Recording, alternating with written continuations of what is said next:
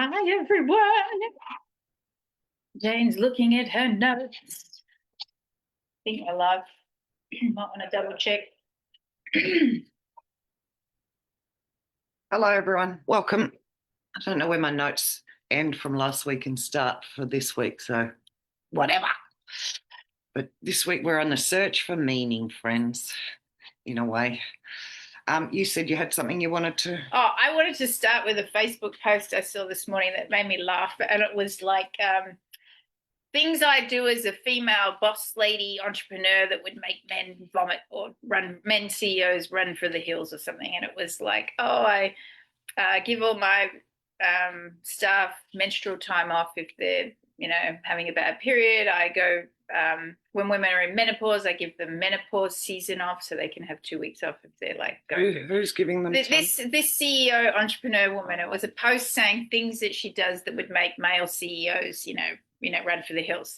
So it was all this very forward thinking, supporting women and children are allowed in work meetings. She doesn't care where you take your work meeting. You can be in the car, in the grocery store, whatever. So it's all this fucking shit, like I support women. And then I was like, oh, wow, she's like it's very different. And then the last screen was, and when the orange emoji got elected, we all got on a Zoom call and cried together, shut the office and had a week off. TDS time off.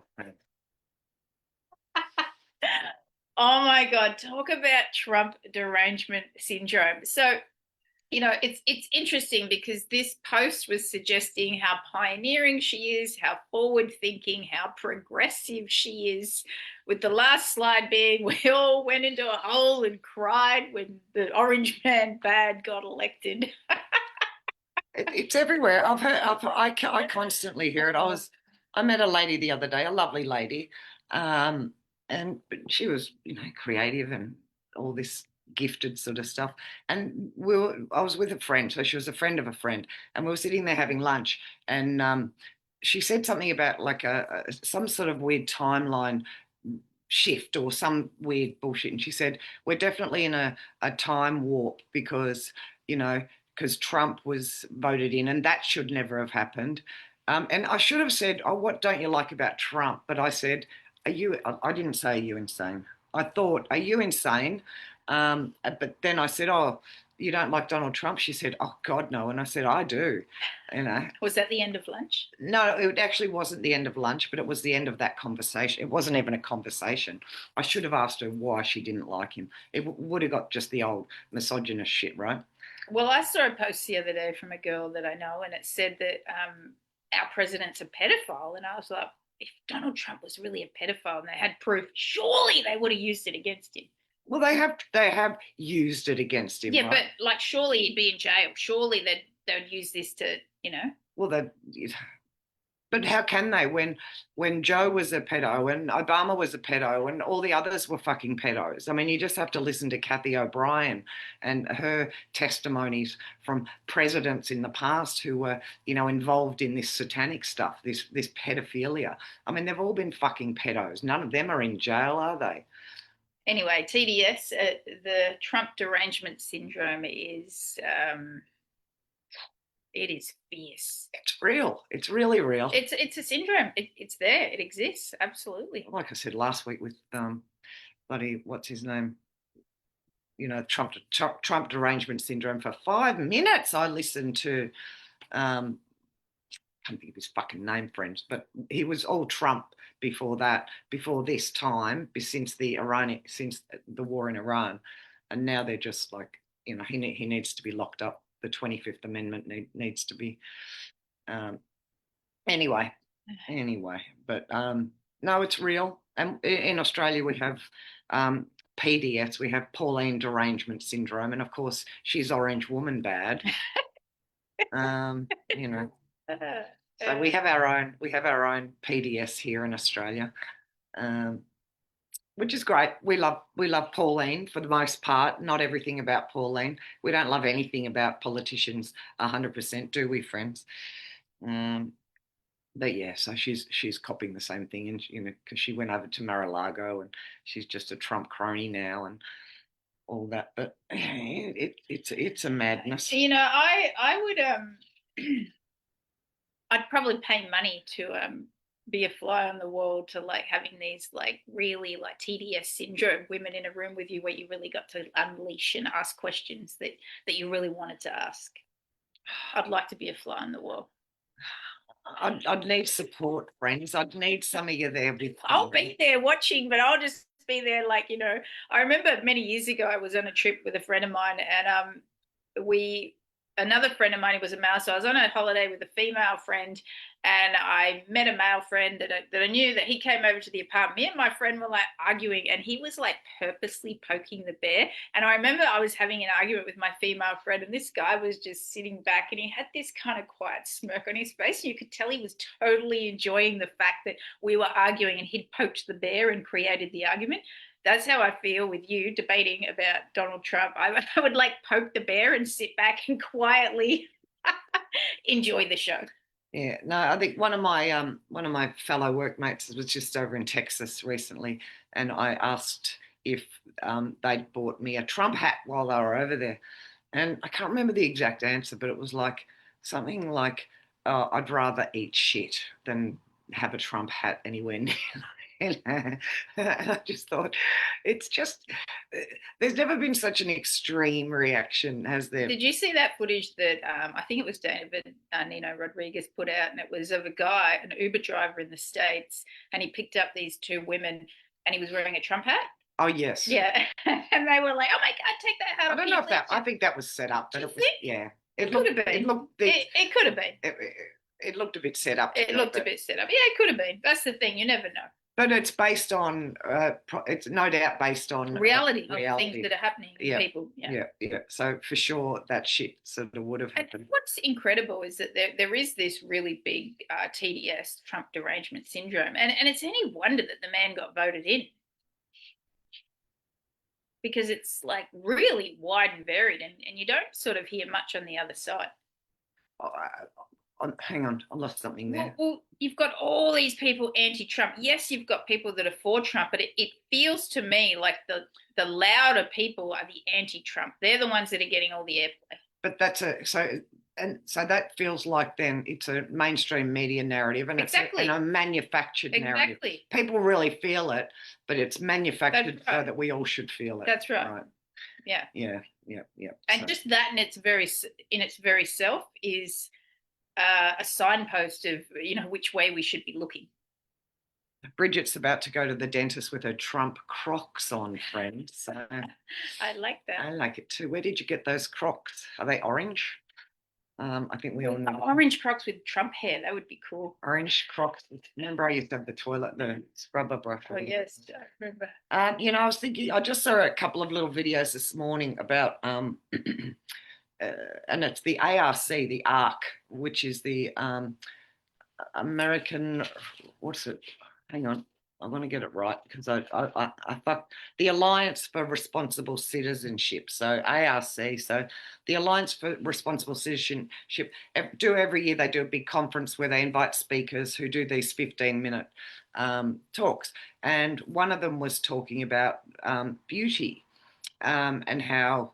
And I've been sort of thinking this week after a friend of mine told me about somebody very close to her who was feeling suicidal, and they'd lost meaning. They'd sort of lost a meaning for life. There was nothing that they had in their life that could value, that they could put any value on. It was just empty, right? So, and knowing that, the primal need that we have as human beings is we need meaning. We need a reason to get up in the morning. We need a reason. We need meaning for the day.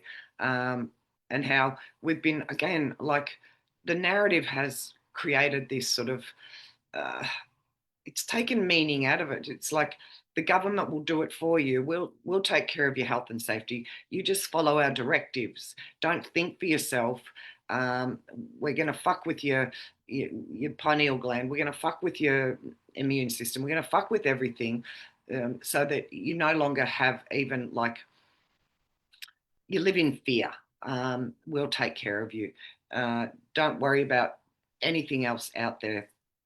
And it's like, so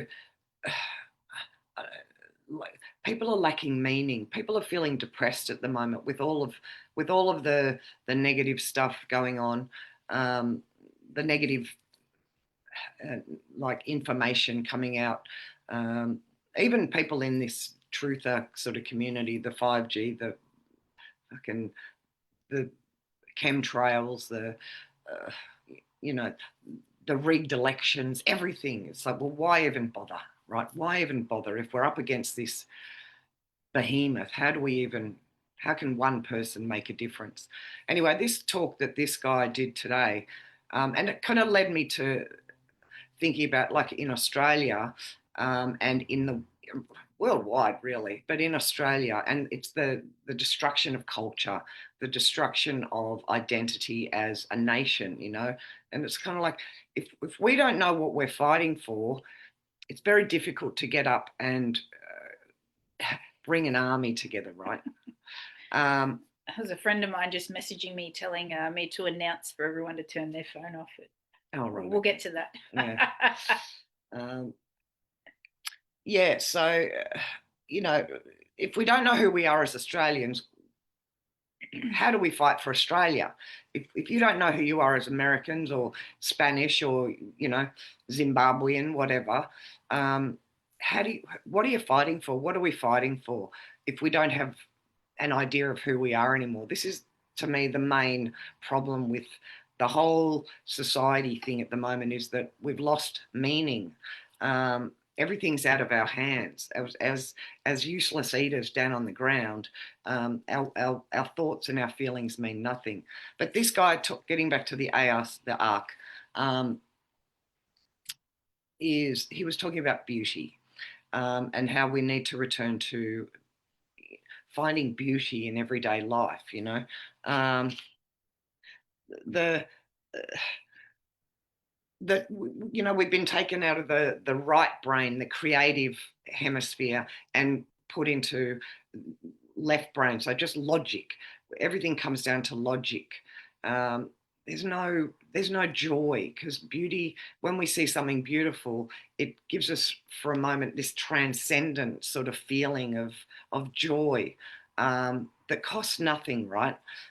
Looking at trees, looking at lightning strikes, looking at birds flying, whatever it is that we're looking at art, hearing a beautiful poem, something that lifts the spirits. We've been even writing in cursive. That's why they take that away from the kids these days and put them in front of screens where their creativity is. Well, the screen's got the answer. They don't have to think anymore. We're missing this element of joy that comes from beauty, the architecture. Um, you know, you, People with Trump derangement syndrome bag him out because he's, all the gold, all the, beautifying the White House. Now, we might not all like all of that gilding, but it's Trump's way of beautifying. The way he's cleaned up Washington, D.C., the fountains that are running again now, all the graffiti's gone, the statues have been cleaned up, the reflecting pool. It's all to beautify Washington, D.C., so that when people are there, they feel it. They feel joy in the return of something beautiful. I mean, even take it down to a micro level in your own world. Do you get up and make your bed in the morning? Do you brush your hair? Do you brush your teeth? Do you just sit in your pajamas all day? Or do you beautify yourself in a way that feels nice to you? And by this just being at home, work from home, be on our devices, people are like losing that connection to feeling beautiful and even putting in any effort to brush their hair. Like, it's make their bed, for goodness sake. How many people don't make their bed? What did they do to us during COVID, during the lockdowns? They separated us from beauty. They stopped us from going out and being in nature, spending time with family, 6 feet apart. You can't hug your grandmother.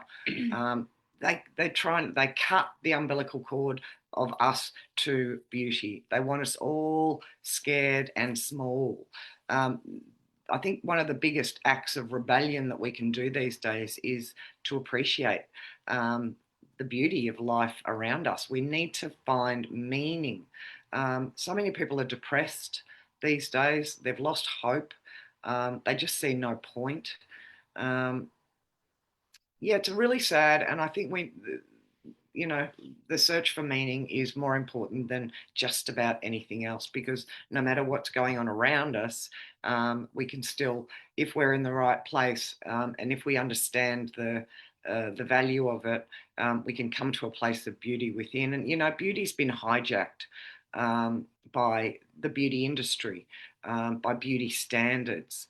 Um, you know, and you're not beautiful anymore unless you've got a face that looks like a fucking asshole because it's twisted and deformed, and you know, the stitches are all up here, and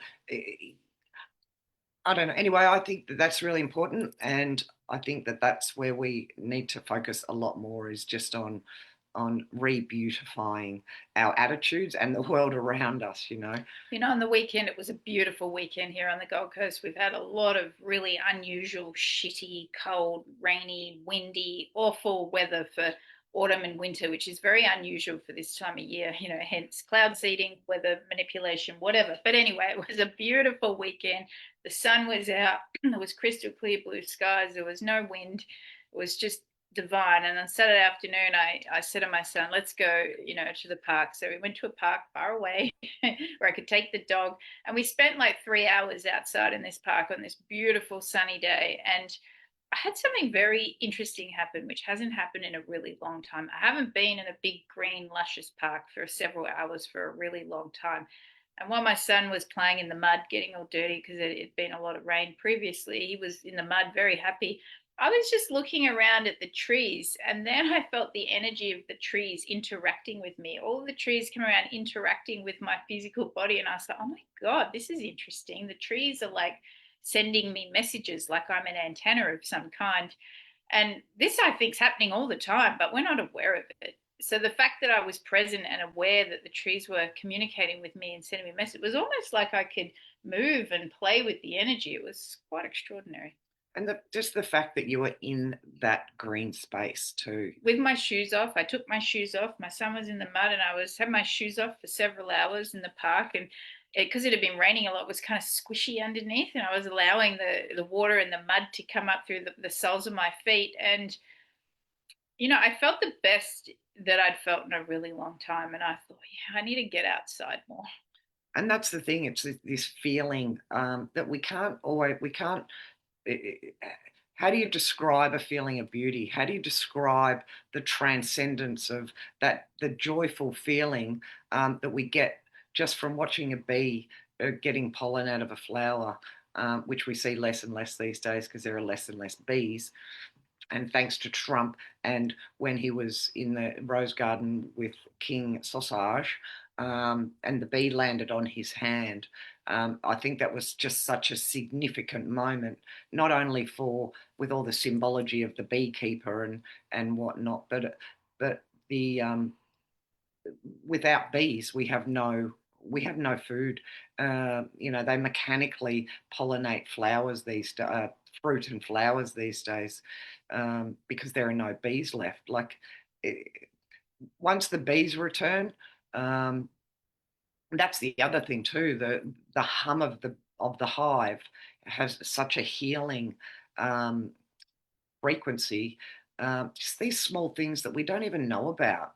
The beauty of nature. Yeah, I think we just need more of it, friends. We need to find beauty. We need to create beauty. It's always been very important for women to be creative with their hands. We've lost a lot of that.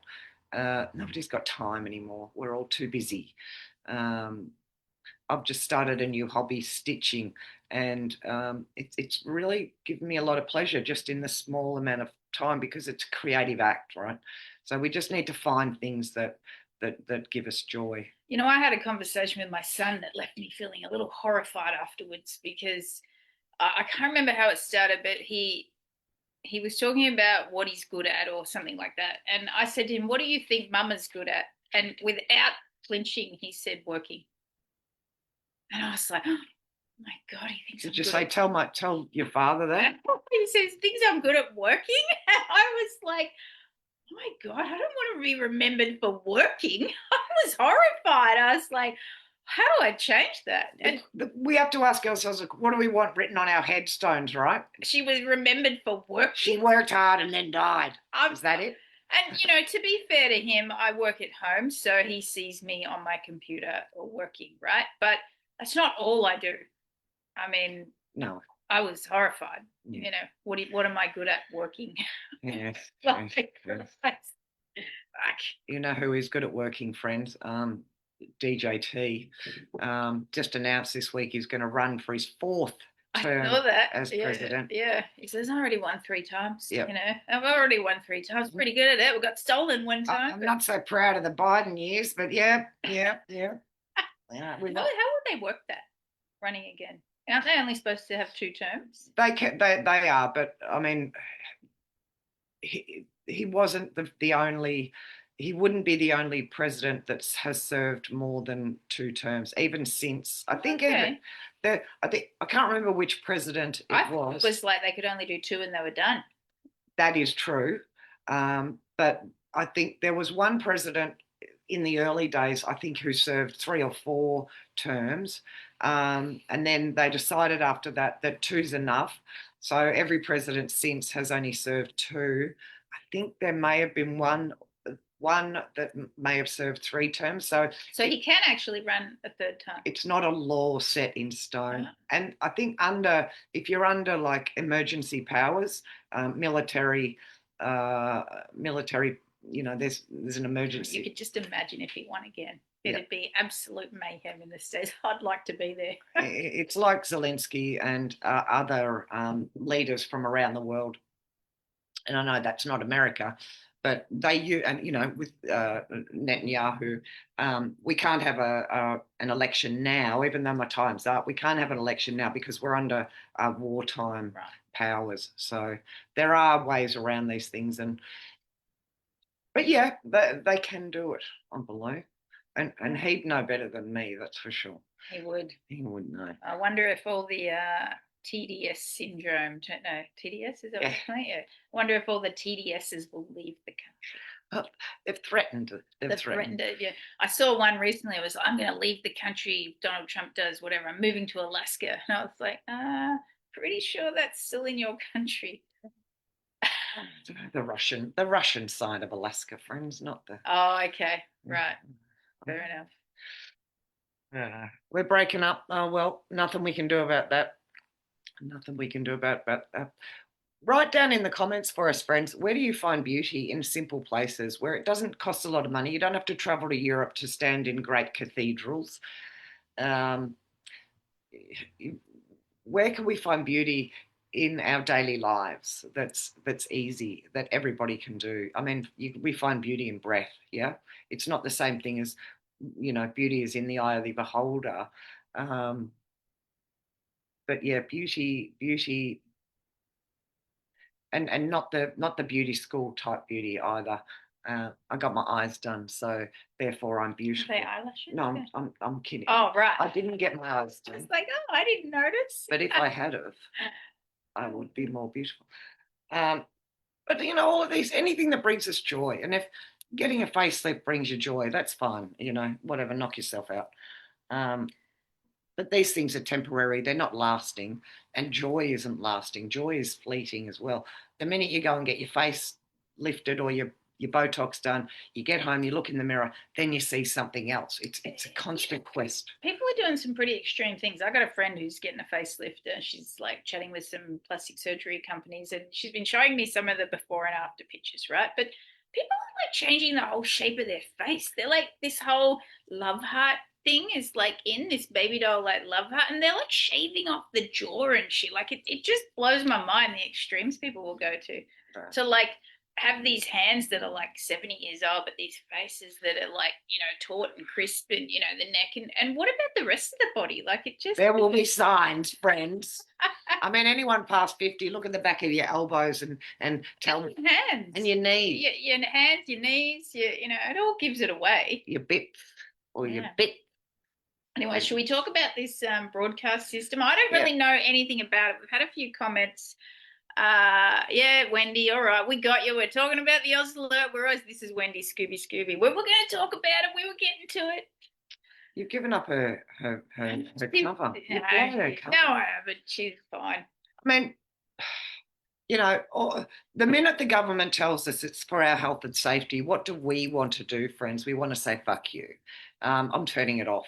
I'm not going to participate. I do not consent, right? That's our immediate response to, you have to do this. Everyone has to have their phones on at 2:00 today, or around about. 1:30? Around about.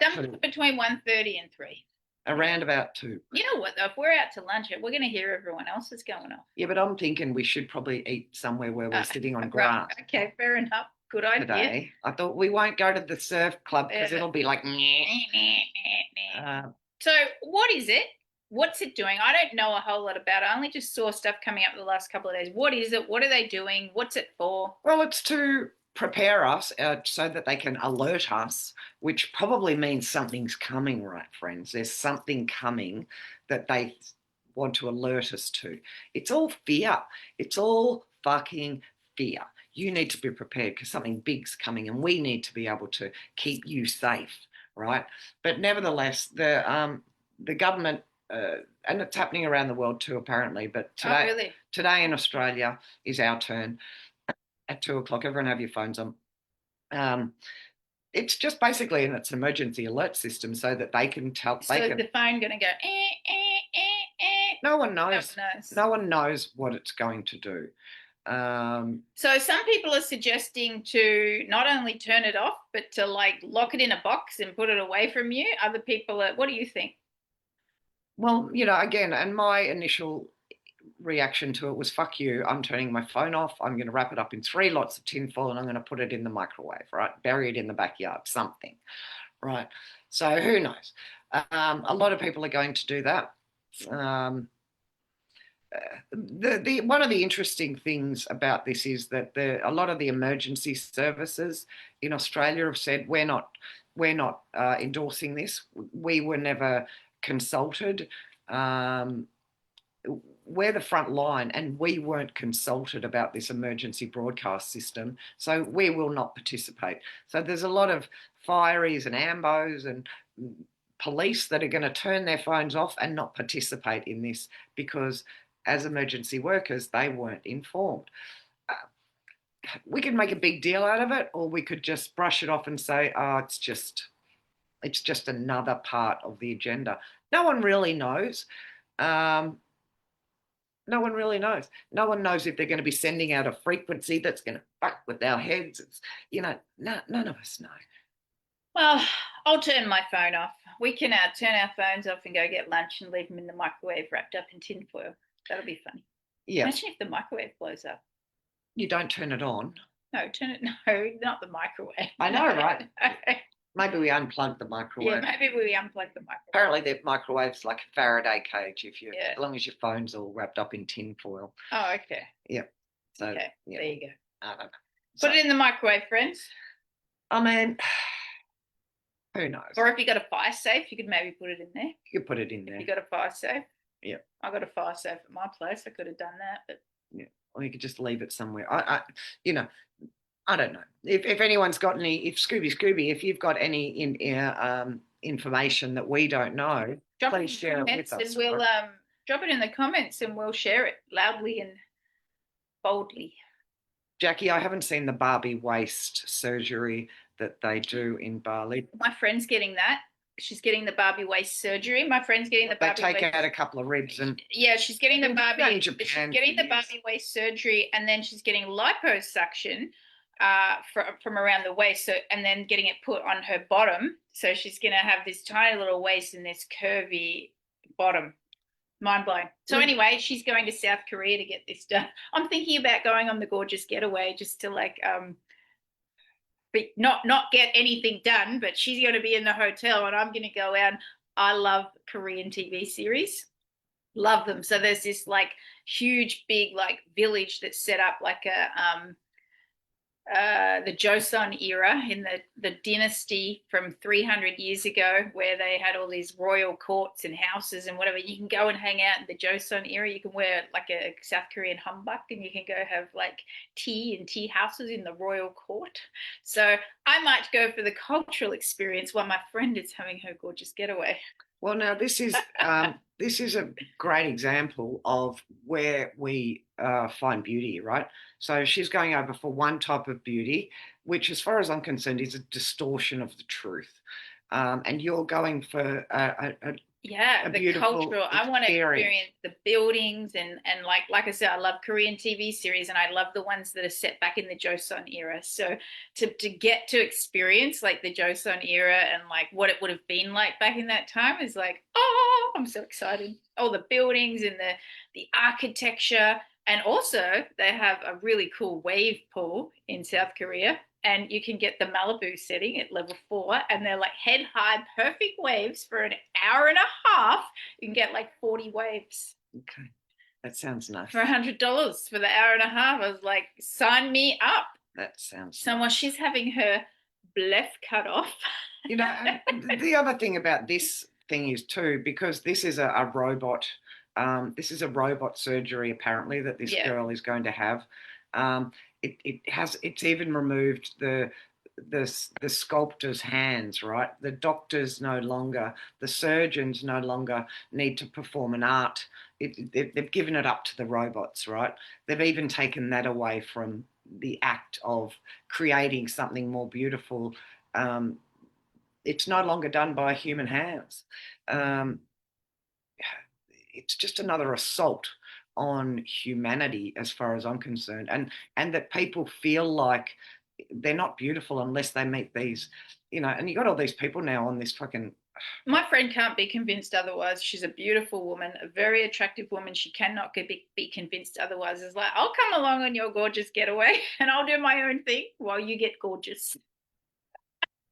You know, and again, beauty is in the eye of the beholder. Each to their own. So long as no one's hurting children, it has to be okay.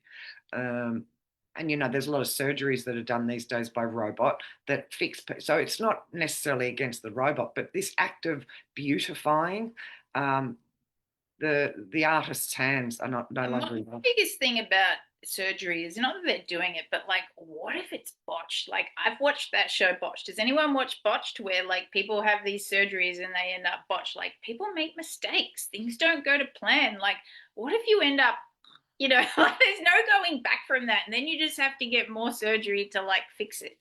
It's like when my youngest daughter, her father passed away, and Bella put out a GoFundMe, and I think it raised a couple of grand. You know, 3 grand. It was nothing.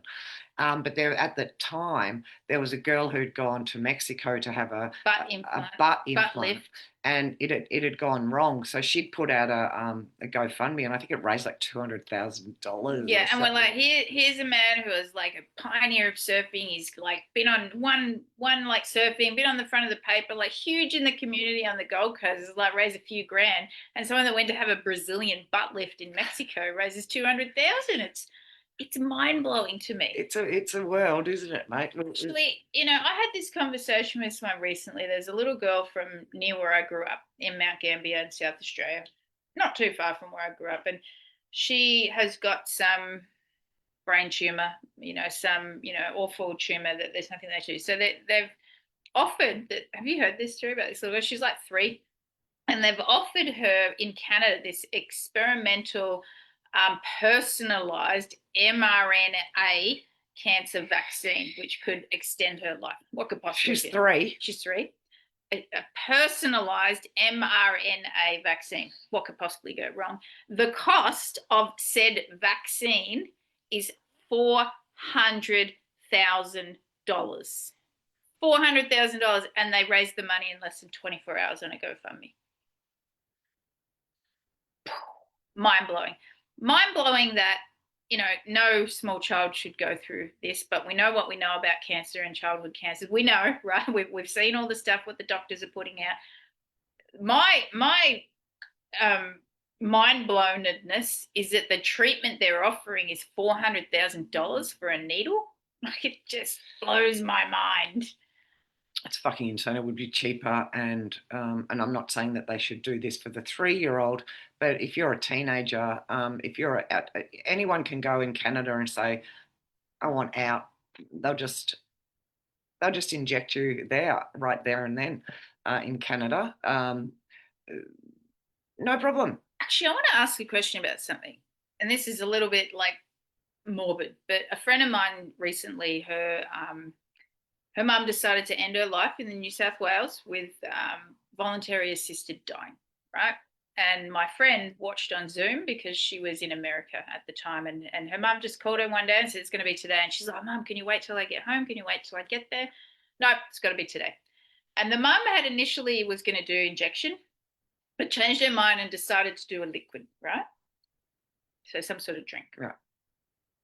My friend told me that her mum took the drink and in less than 2 seconds, she went and just like froze and she was instantly dead. Instantly dead. What would make you do that instantaneously? I mean, does anyone know like that? Like, I think surely it's got to go into your system, your bloodstream, your whatever. It was like she said it was less than 2 seconds, and her mum like froze, like she had rigor mortis, like a robot, mouth open, eyes open. And she said it was the most disconcerting thing she'd ever seen. Death's easy, isn't it, friends? Death's easy. Don't you think that's mind blowing? Instantaneously drinking a liquid. I'm actually having trouble wrapping my head around it, to be honest. Trouble wrapping my head around it too.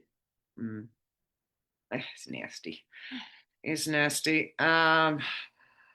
Jenny, phone in the car as it will go off as soon as you turn it on. That's the other thing too. People are saying you can turn your phone off, but the minute you turn it back on, the alert's going to go up. We don't know, right? Everybody's full of conjecture and ideas. I don't know if it's never happened before. And we have to turn our TVs off, our iPads off, our smartphones off, our whatever else is connected. You definitely have to turn your smartphone off. Yeah. Like wearing it on your wrist, that would just defeat the purpose. Yeah. Carlin put it in that microwave. People have put it in the microwaves. I mean, apparently the alarm as soon as you turn it back on within 24 hours. We don't know. Everyone's just guessing. It's a guessing game, right?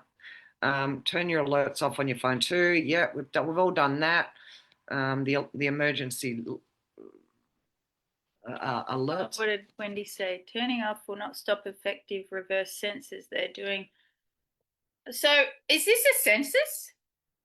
Some people are talking about it as if it's a census. Wendy, tell us, how is this a census? If they want to locate who you are and where you are at that particular time. How would that be a census? Why would they need to know where you are?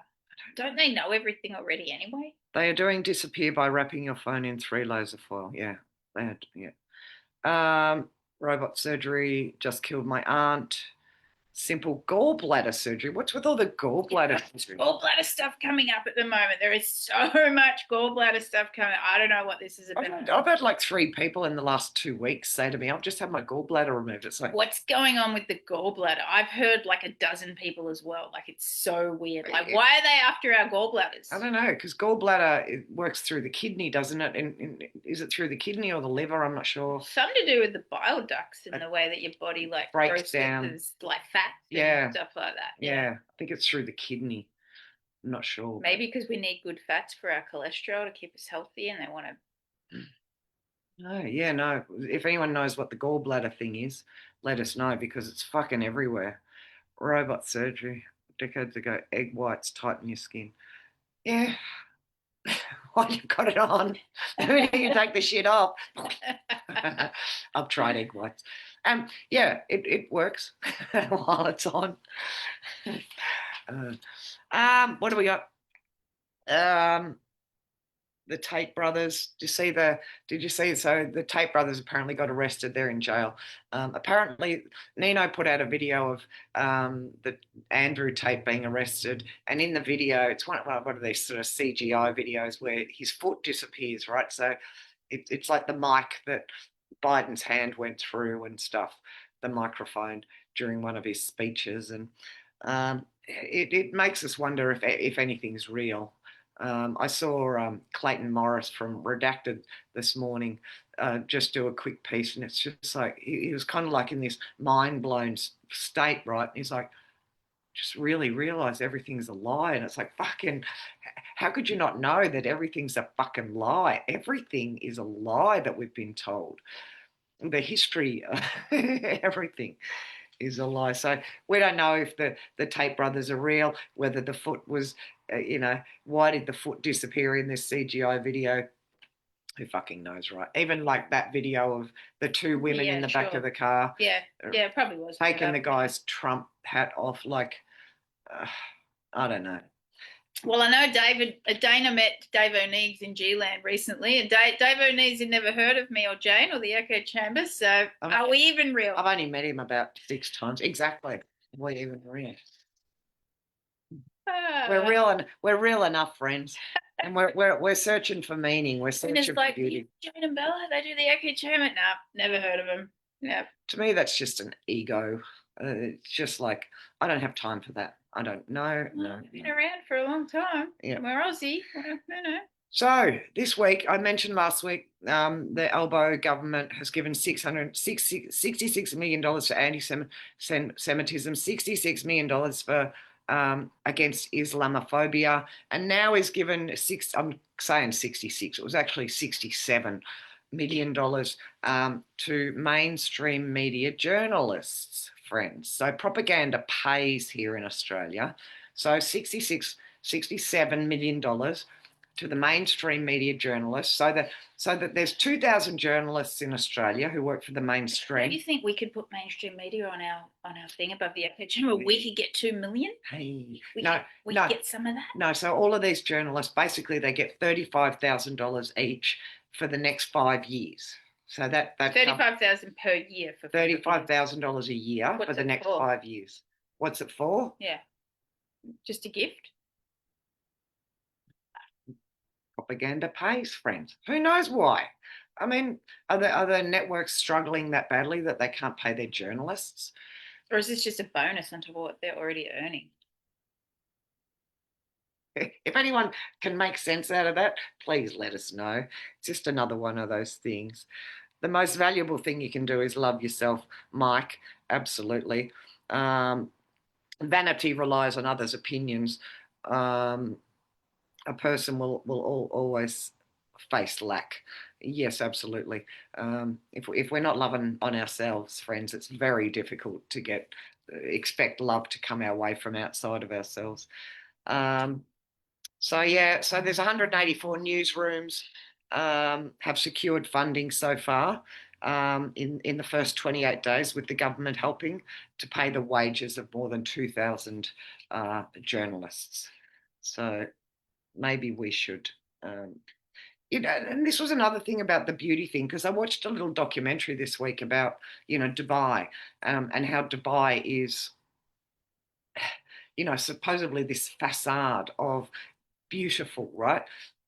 Which is not, it's disgusting. But how, they've got all these glitzy glamour, the highest building in the world and all this shit, but they're shit. So underneath, there's no like sewerage system in Dubai. So they have all these thousands of trucks that are being driven by slaves that come in when the sun goes down, and they pump all the effluent into these trucks, right? And these trucks drive through the center of Dubai, and God knows where they take it, out to the desert somewhere. I know, right? They don't have a sewage system. What were they thinking? I think they thought that rich people don't shit the same way that poor people do, friends.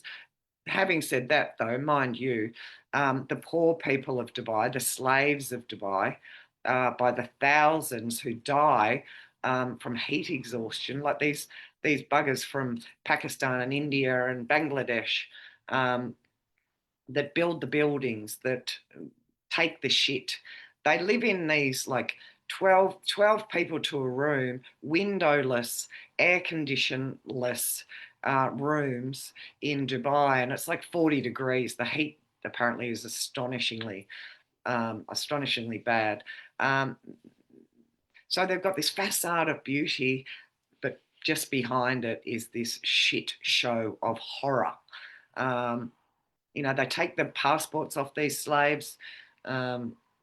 You got to call them slaves because they virtually don't pay them anything. They pay, we'll feed you and we'll house you, and we'll take your passport. So man-made beauty, friends, in this kind of way is it's gross. We can't trust what we're being sold, right? People love Dubai, and other people are like, it's the most disgusting place on the planet. But apparently, Dubai, the foundations, not because they're supported by shit, are crumbling anyway. So the infrastructure is not working. I just found it interesting, and how all these things sort of tie in together. That what we're being sold is not what we're getting a lot of the time. Shit trucks, 120 Fahrenheit in the shade, friends. And these poor buggers work 12 hours, 14 hours a day. Evil. Haha, might be for a time, but a butt lift. How long is it going to stay up for, friends? We can't work against gravity now, can we? Anyway, brainwashed. Later, have to go to work, watch the replay. You're welcome anytime. Stay away from the medical industry. Yeah, look, if you listen to Dr. John Campbell, Campbell, I always get his name wrong. Dr. John Campbell, or anyway, whatever. He's a good one if you want to know about the medical industry. A friend of mine recently got sent a letter from the Bowel Cancer Association to get your colonoscopy, right? So he goes, trottles off like a good little citizen and gets his colonoscopy. Sure enough, oh my God, you've got bowel cancer. You've got to come in for major surgery. I mean, is this shit true? I don't know. What are the chances that you get your letter, you go, and he's like, it's divine intervention. It's amazing. They've saved my life. And I think, did he have cancer to begin with? I don't fucking know. No, they start sending the shit sample pack when you turn 50. So I've been sent about 5. They've all just gone into the bin. There's no way known that I'll be doing a fucking shit sample for the fucking... Sure, if you're having... if I've got symptoms, my body will let me know. Your body will let you know. And then I'll treat it in my own way. Thank you very much. And it won't be with fucking surgery at the hospital. It'll primarily start with ivermectin and fenbendazole. That's where it will start. And that's where it will finish, friends. And if my time's up, my time's up. I'm not even going to go down there. The drugs, baby. You'll be like, woo. Oh, we've got calls for jihad here in Australia, friends. It's just nasty. What did I write? I wrote down a couple of things.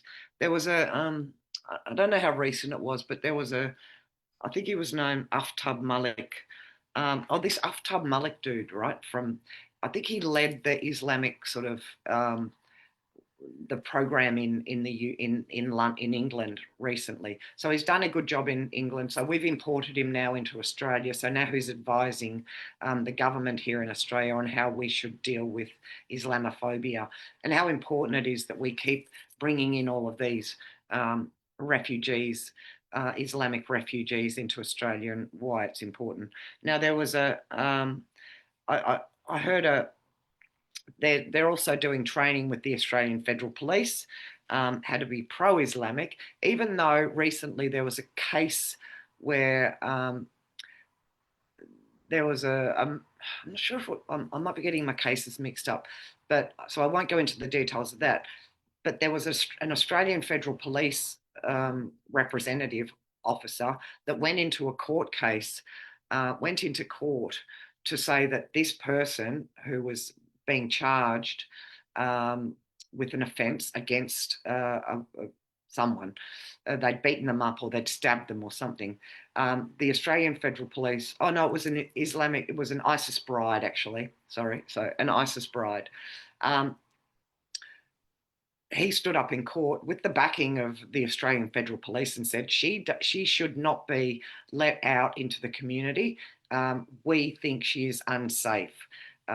She poses a risk of reoffending, basically. And the court said to the Australian Federal Police, whatever, fuck off.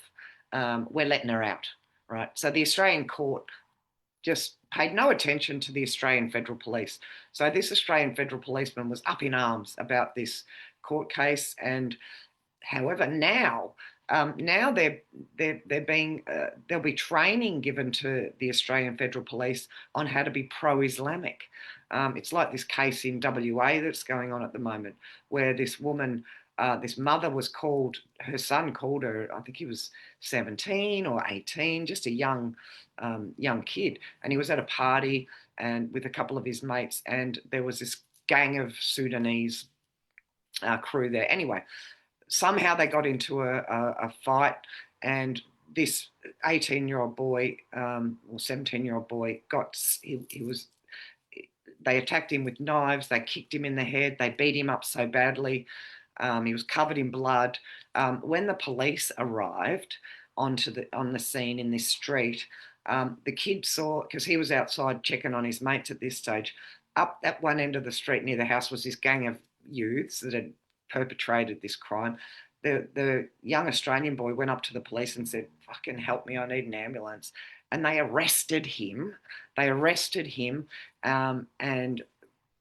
I don't know, because these boys might have said he started it or something, but they let them go, and they arrested this young white boy. Now, this mother has outrageous, trying to get some sort of help for her son, and the police have basically said, fuck off. We're not interested in hearing what you have to say, right? So whether the training's already been given to the police force in Western Australia or not, but this is a big deal. And it's the same thing we saw with the Henry Nowak case in the UK. And I say to people in Australia, if you don't think it's happening here, it's happening here. But yeah, so now we have blatantly, I don't know what his name was, Bilal Murhi. He's an Islamic leader in Lakemba in Sydney, basically calling for jihad. What would he say? We will continue calling for an end to Australian democracy, right? We will continue to stand up and expose your freedom to insult our messenger. Be brave, come forward when we have a representative with an army ready to defend the honor of Allah and his messenger. So anybody who speaks out against radical Islam is an enemy. I mean, what do they want? Do they want to come to Australia and make it Islamic? Yes. Is that the plan? Yes. They want to make Australia Islamic? Yes. I mean, that'll never happen. I don't think it will. I mean, maybe if they infect the entire over a period of it's not just Australia. Yeah. This is a worldwide. Well, they want to make the world Islamic. That's the point of. I mean, the Islamists they want everyone to be Muslim, but extremist Muslim. I say, and my friend, love to you. You know who I'm talking about. I have beautiful Muslim friends that are not extremists, and they are against this. Refugees that have legitimately come into this country for refuge, for asylum, are against this call to. What's the purpose of extreme Islam? Just this mental health, right? Religion is such a scapegoat for violence and terror. I don't really it's like with the Jewish, the extreme Jewish, we're all goy and we're just their slaves. We have, so the completely Zionistic sort of approach, the Talmudic approach, is to wipe out or the goy, and just use the rest of us are just their slaves, right? So we have this on that side. The Islamists want to take over, and we should all be, praying to Allah. Now, I guess the difference with Christians is that there's no call to take over the world. There may have been in the past with extremist, fundamentalist Christianity. There's no doubt a place for that. They certainly went out into the world to try and conquer other small nations and remove them from contact with their own spirits and gods and replace that with Christianity. So not any of us don't have blood on our hands over this. You know what I mean? If we're religious. I personally just think religions were created to fight, to go to war against each other. It's just another way of killing it. Like, so we need to turn our back on all of his friends and, you know, return to beauty and find meaning in everyday life, in our grandchildren, in walking the dogs in the park, in whatever it is, that brings us joy, and gives us meaning, and gives us a sense of identity of who we are. You know, we're not a brown mush. We're individual. We're all different, and we all bring something special to the world. If we only get to live in harmony with each other, not set against each other all the time. So I don't know what else. Katie Hopkins, how do we measure offence? That was a good question. Katie Hopkins asked, how do we measure offence? When we offend somebody, or when we say something that somebody chooses to be offended by, what's the yardstick for that? How much can we say that we're offensive on the 5 scale or the 6? You know, do you find yourself saying offensive things, or people saying things that people take offense? I offended someone when she was telling me that she was going to this sexuality wild woman retreat, and she's really very reserved, and and I said, oh, I can't imagine you doing that. The fact that I said I can't imagine you doing that, she took this really big step back, and I could tell instantly she was offended. And then she sent me this text the length of 2 football fields about how offensive I am. And I was like, fuck me. I'm like, let's get offensive, friends. Let's get big fucking dogs and let's get offensive. I thought, how the fuck is that offensive? I'm sorry, I can't imagine her doing that. I just couldn't. She just comes across as really reserved. And you know what? She's doing it and she wants to. Great. Go for it. I mean, why does she care that I think I couldn't imagine her doing it? It's just so weird to be offended by, other people's opinions, projections or opinions. Yeah. And that's it. We don't set out to be offensive, do we, friends? But people can take offense to things that we say. I've certainly been, people have certainly taken offense to a lot of things that I've said over the years. And one of the main things is that I like Trump. I've lost friends over that, instantly lost them, instantly. It's like, oh my God, you're supporting a rapist, murdering, misogynistic, whatever.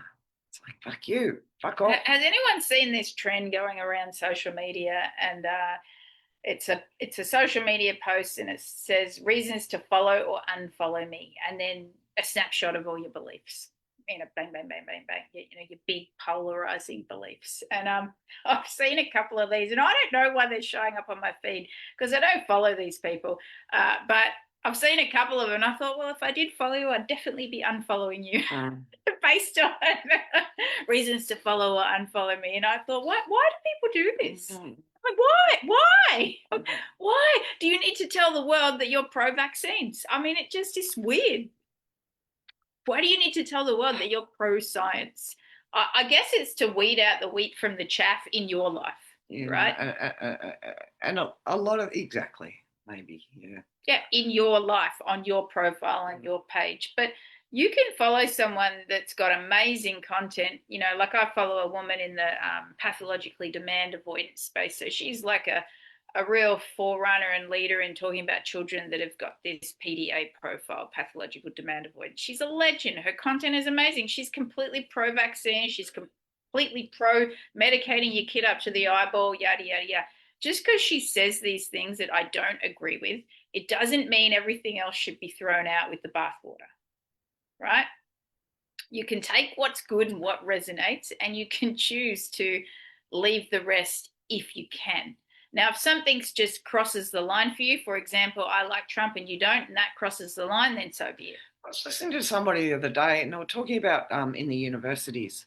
I think it was in America that debating has been taken out of universities now. We can no longer have debates because we can't encourage people to think on the other side. Right. So there's no longer debates. So all these debate champions that had, even if that, and if they were put onto the other side that they didn't believe in, they had to search for evidence to, so they were forced to look at alternatives. Now there's just no more debate. You will believe this and that's it. If you don't, we're going to get the thought police after you. It's the thought police. We can't even have people thinking outside of what the university structure is, what we've learned is so toxic and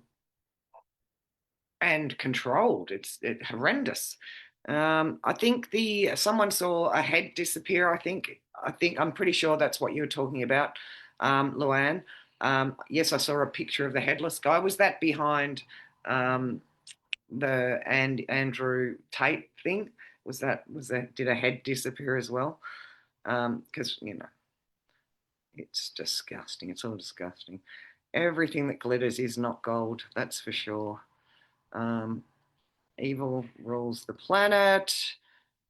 Dana calls it putting pig on a lipstick. I mean, no, putting lipstick on a pig. Yeah, you know, you can't put John Wilson used to on a pig. John Wilson used to say that that about Palaszczuk, our great leader here in Queensland previously.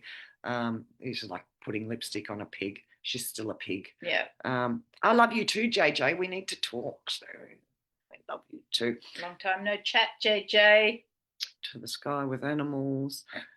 Given a sausage dog. You got a sausage dog, Anna Louise, in your dream. Sam, do not send them in. No. I won't be doing any of those colonoscopy. Oh, those colon fucking. Anyway, all right. So what else have we got? Time is it? 107. 107, and I've just opened my page up to 1. Okay, so quick. So 1 was talking about this. We're still going to have the Cuban Missile Crisis type event, right, friends? We're not there yet. We've still got some things coming. The sum of all fears type scenario. A couple of loose nukes around the place, right? What's his name? Johnson, with the cowboy hat. Benny Johnson has been talking about how many nuke-sniffing planes continue to fly over the US. So there's a few little nukes still out there, friends. We're not quite nuclear dust. One interesting thing I did see was Elon Musk talking about, he reckons within the next 5 years, we won't have apps on our phones anymore, friends. We won't have TikTok and all this communication app. Basically, everything that we see on the phone will be AI generated content. So where that leaves us, I don't know.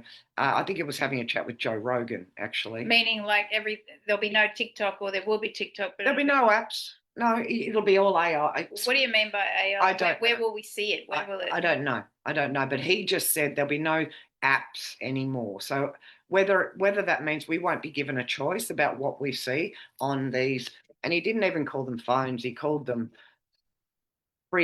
these previously known as phones. It doesn't matter. If I see it in here, I'll bring it up next week. But I thought that was very interesting. So I also heard him say that there'll be no such thing as money in 10 years. I thought that was very interesting. Another really important thing I heard this week, and it was Ian Burlingame and Tom Luongo talking on Rich Does Politics. And basically Ian was saying that all of this AI data stuff, this fear that we're all feeling. He said it's physically impossible from a physics point of view, and all these fuckers know it, right? All these AI dudes know it, that it's impossible for these, the AI future will not be what we're being told it will be. So don't be too afraid of the data centers. I'm not sure. We'll have to look into more of that, but it left me with a feeling of, because I haven't really been worried about the data centers. It's just like, oh, it's just another fucking whatever. I don't even know what it is. But yeah, they basically said they know, the physicists know that it's impossible for all of these things to connect, and he was talking about the flop cameras and all that sort of stuff, and how they're telling us it's all going to be this smart city future. It can't work. It can't work. So it will be interesting to see. Anyway, that's enough of all of that. Anything else, Miss Bella? No, that's it. All right. Well, we'll let you go because we've gone over the hour and nobody likes that. Nobody likes it. Ain't nobody got time for that. Anybody Ain't nobody got time for that. Ain't nobody got time for that. I got bronchitis. Go for a walk, friends. It's the best thing you can do for yourself. Cakes and pies, cakes and pies. Beer and popcorn, beer and popcorn.